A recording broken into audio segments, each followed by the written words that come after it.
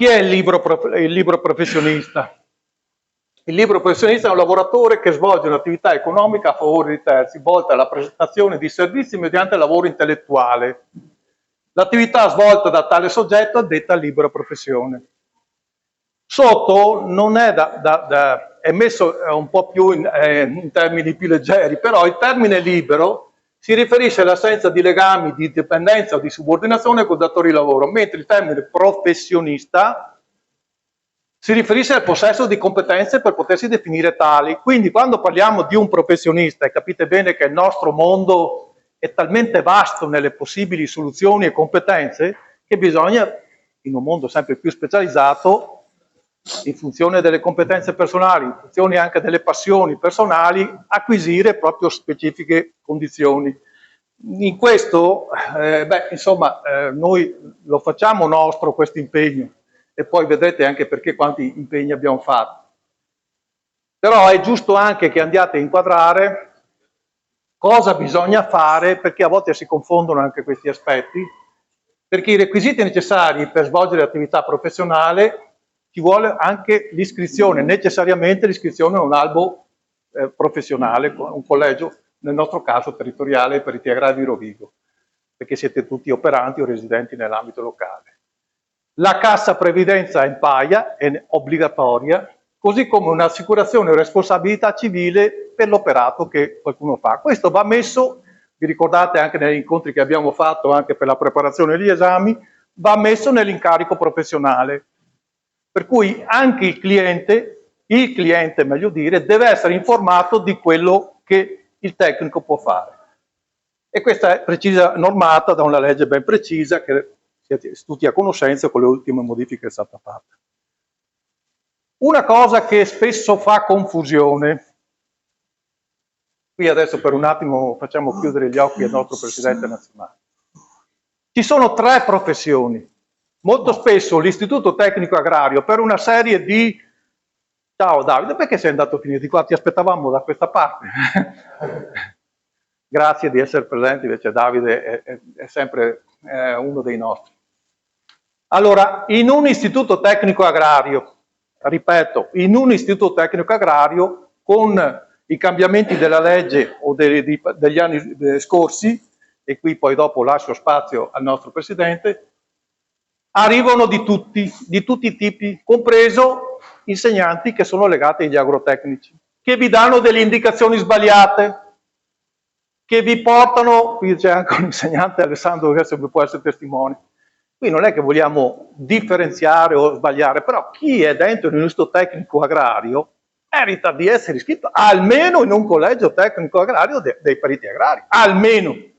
Voi nel momento in cui andate verso gli agrotecnici, scusate il termine, fate un passo indietro.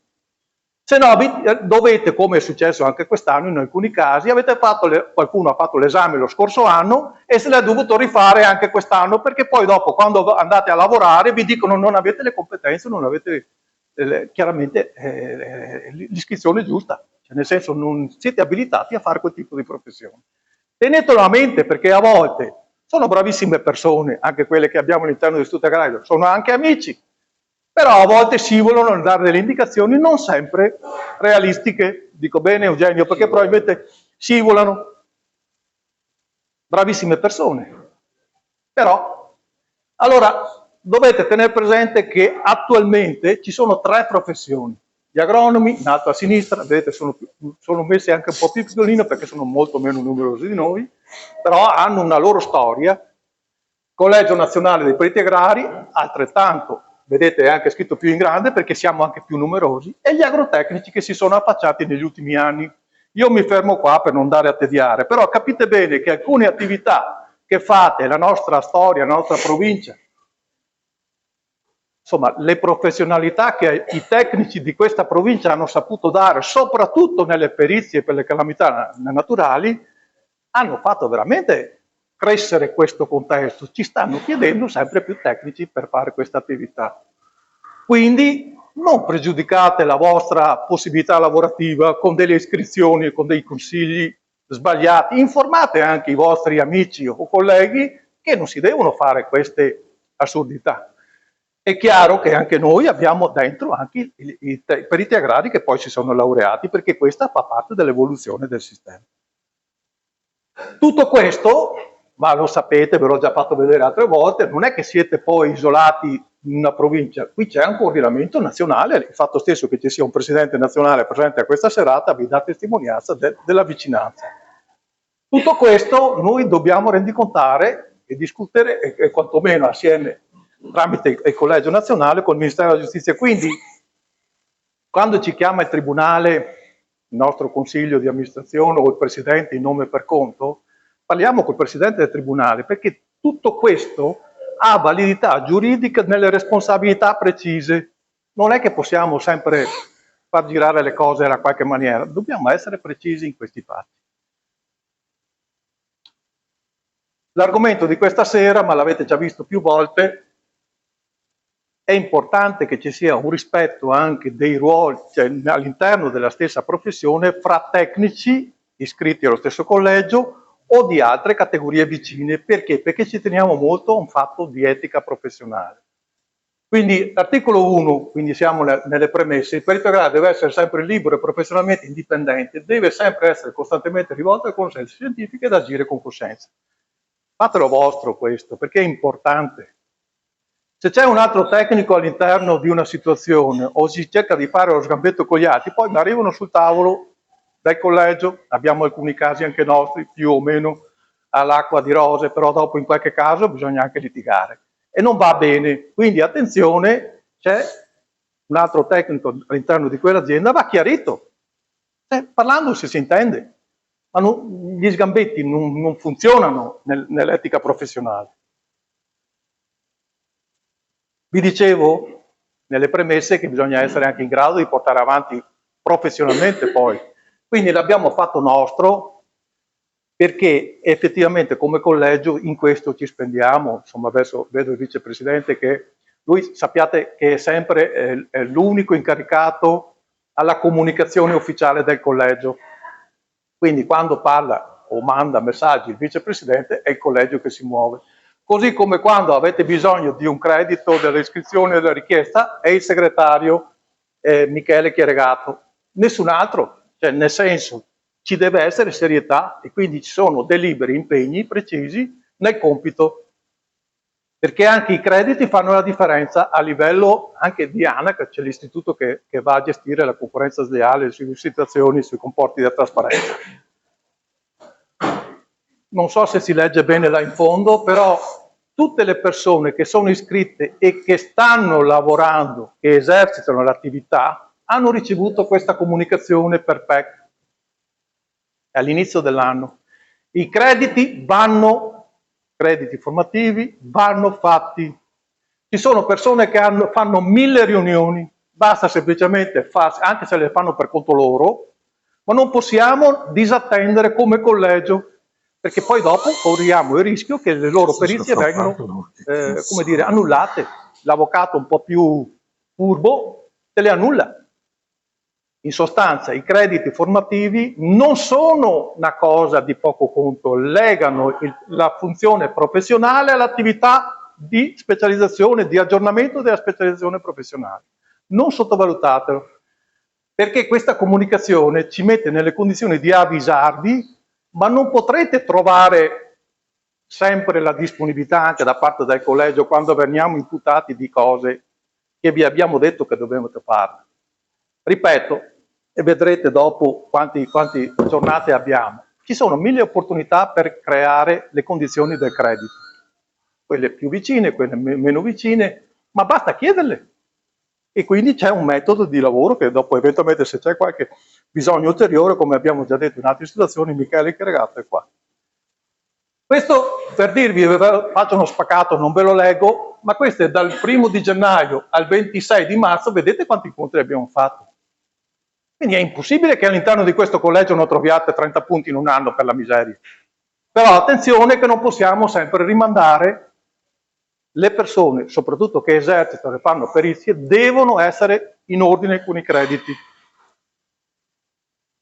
Questo è quello che riguarda, vi ho lasciato stare il periodo estivo perché magari il periodo estivo era poca cosa e comunque le persone sono anche impegnate più frequentemente nell'attività, sono fuori zona, eccetera. Qui vi do uno spaccato adesso di quello che è nell'ultima fase.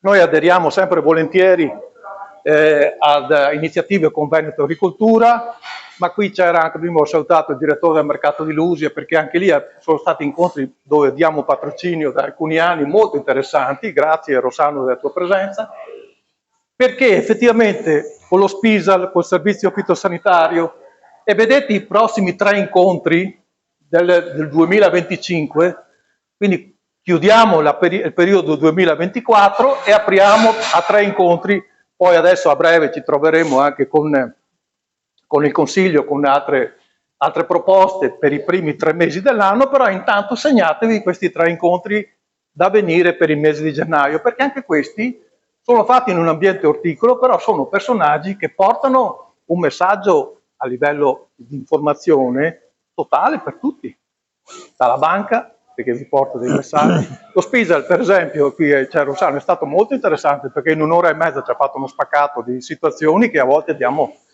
per scontato, così come Antonio Mingardo, servizio fitosanitario, ha fatto veramente la lezione su quello che è proprio il panorama dei fitosanitari.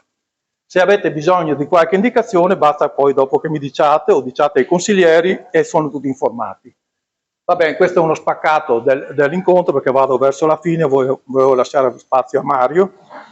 E quindi giornate di formazione che vi aiutano a capire quello che sta succedendo nel mondo del lavoro, per le problematiche che vi dicevo.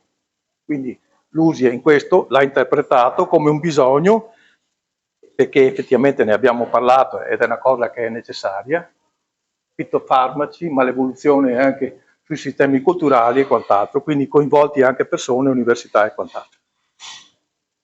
Ecco, una cosa che mi piace pensare, ma è un discorso che con il Consiglio abbiamo fatto, questo è nel mio comune, che i tecnici devono essere presenti nei vari territori. L'abbiamo fatto con il consorzio di bonifica, l'abbiamo fatto alla Gran Guardia per i cereali, però questa qua con le amministrazioni locali, quindi i sindaci dei vari comuni, con il consorzio di bonifica, con una serie con tutte le associazioni di categoria, i periti agrari erano funzionali, c'ero io che coordinavo questo incontro. Quindi questo è iniziato con Villanova, però questo è continuato dove era qua Francesco Veronese, perché anche qui avevamo tutte le associazioni di categoria, ma anche il mondo degli apicoltori, cioè i tecnici devono nel loro territorio diventare anche portatori di un messaggio funzionale, tecnico, trovare l'accordo, trovare la gestione anche, perché? Perché questo ti salvaguarda nell'attività, ma soprattutto risolve anche il problema, lo evita nelle premesse.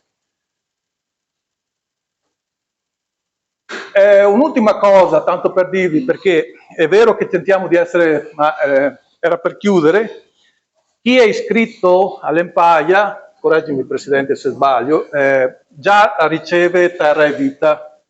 Dovrebbe riceverlo, sì. Riceve già, se non lo riceve è un abbonamento, cioè chi esercita la professione iscritto all'Empaia già riceve Terra e Vita. Noi comunque andiamo a integrare, se qualcuno lo desidera, con un accordo che viene rinnovato di anno in anno, questo è per il 2025, anche con l'informatore agrario, ce l'abbiamo in casa, è sempre stata una rivista di particolare pregio, per cui chi lo desidera può integrare con questo con una tariffa agevolata che viene data al collegio.